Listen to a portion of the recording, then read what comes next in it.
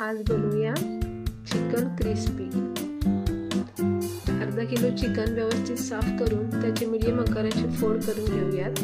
त्यामध्ये कॉर्नफ्लॉवर, अद्रक, लसूण, कोथिंबीर, मिरची पेस्ट 2 चमच घालून त्यामध्ये चिकन 65 मसाला घालूयात।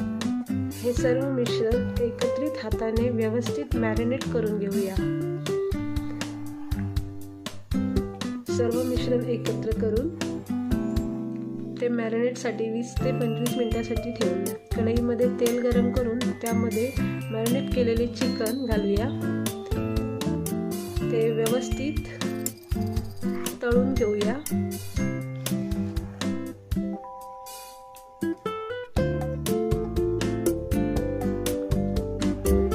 या पद्धतीने सर्व चिकन तळून घेऊया।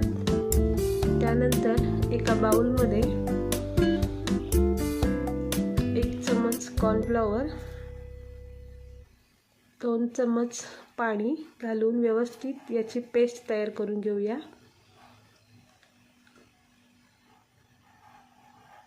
या पद्धतीने त्यानंतर कढईमध्ये तेल गरम करून त्यामध्ये soya sauce, chilli sauce,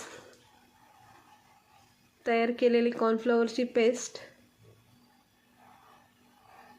Schezwan चटणी, त्यामध्ये चिकन घालून व्यवस्थित परतून घेऊया। छान असं आपलं चिकन क्रिस्पी तयार।